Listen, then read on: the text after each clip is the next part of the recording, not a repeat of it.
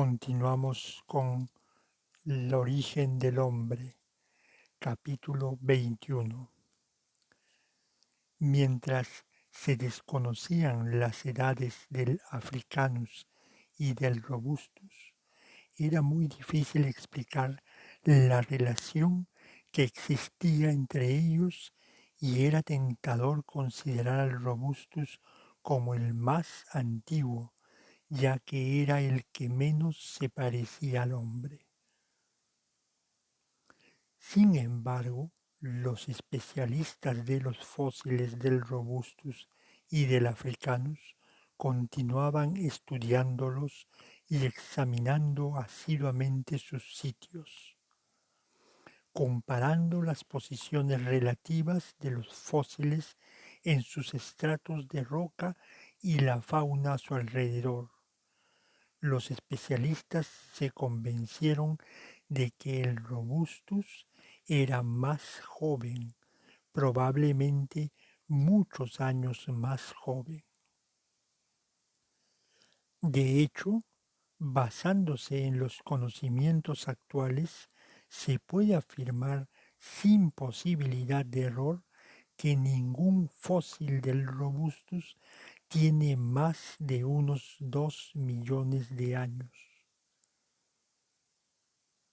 Teniendo esto presente y disponiendo de los fósiles más antiguos de Hadar para hacer una comparación, crece la sospecha de que los molares sumamente grandes y las mandíbulas fuertes constituyen en los australopithecidos un desarrollo evolutivo más bien tardío y no uno anterior.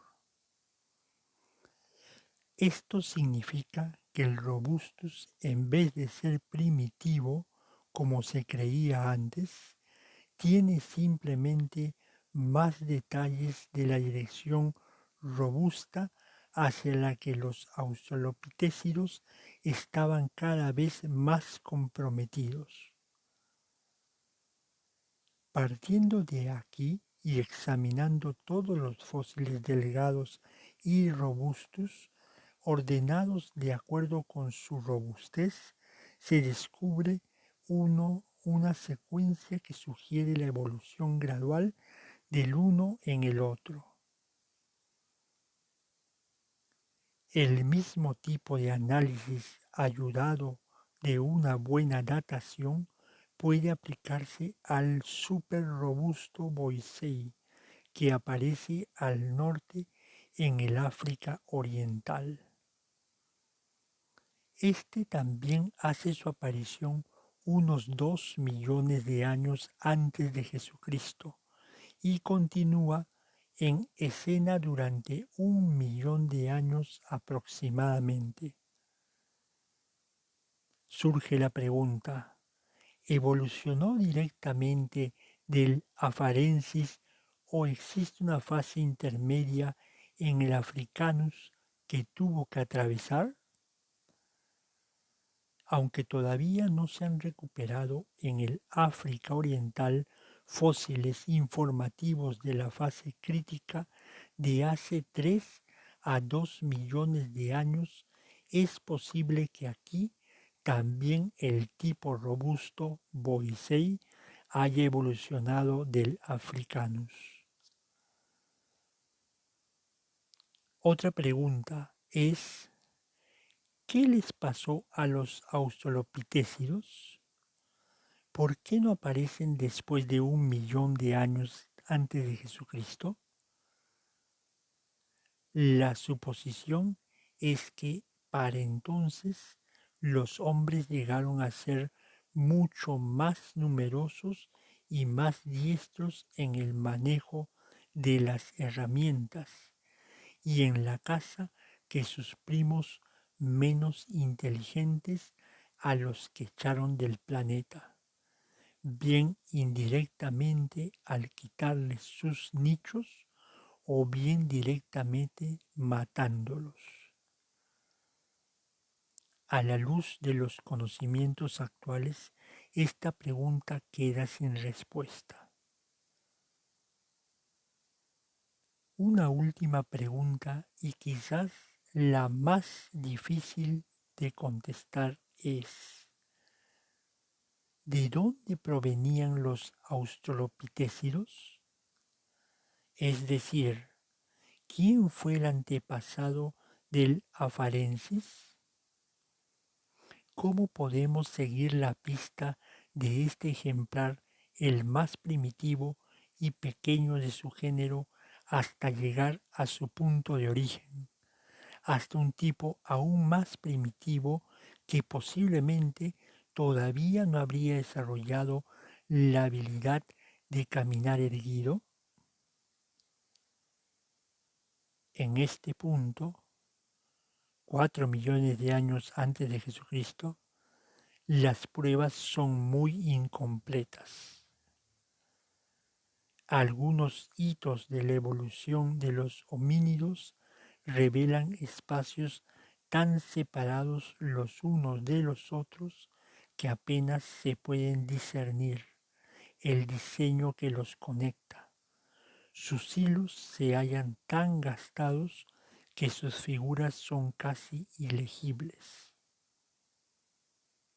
Existe parte de un hueso de brazo encontrado en 1965 por una expedición de la Universidad de Harvard en Kenapoi, en el extremo meridional del lago Turkana.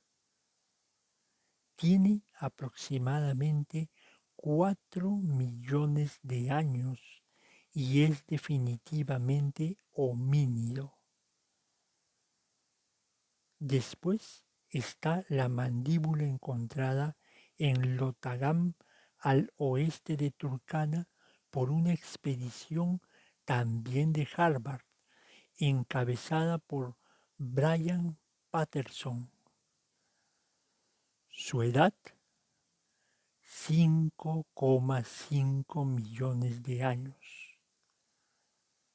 Es probablemente homínida. En el lago Baringo se halló un solo diente que tiene 9 millones de años. Es difícil determinar si es póndigo, o sea, un antropoide, o homínido. No solo es difícil determinar sobre un diente, sino que, tratándose de épocas tan antiguas, uno tiene que esperar que aún las distinciones entre los dos tipos sean algo borrosas. Más allá de estos fragmentos enigmáticos no hay nada. La línea ancestral australopitecida desaparece en el pasado. ¿Es cierto esto? Si el investigador obstinado, ahondando aún más profundamente en el pasado, diera nuevamente un salto gigantesco hacia atrás, encontraría más fragmentos de mandíbulas y algunos dientes. Algunos de estos no son de África, sino que se encontraron en los montes Siwalik en Pakistán. La edad de estos fragmentos es incierta. Puede que tengan 10 o tal vez 12 millones de años. Se han encontrado otros en Kenia, notablemente el de Louis Leakey, que se remonta a unos 14 millones de años. También se han recuperado otros que datan de hace 8 y 9 millones de años en Asia y en Europa. Al principio, no todos comprendieron que podrían pertenecer a la historia homínida, ni siquiera se reconoció la relación que existía entre ellos. Recientemente, gracias al trabajo de Elwin Simmons y David Pilgrim de la Universidad de Yale, el consenso general es que todos estos fragmentos pertenecen a un género único de antropoides bastante interesantes y poco característicos a los que se ha dado el nombre de especies Ramapithecus.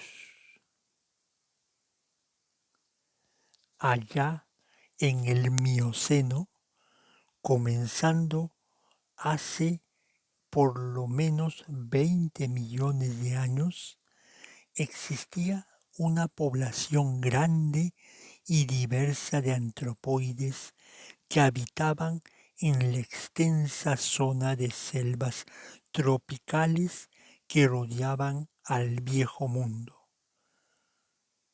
Podemos olvidarnos de la mayoría de estos antropoides.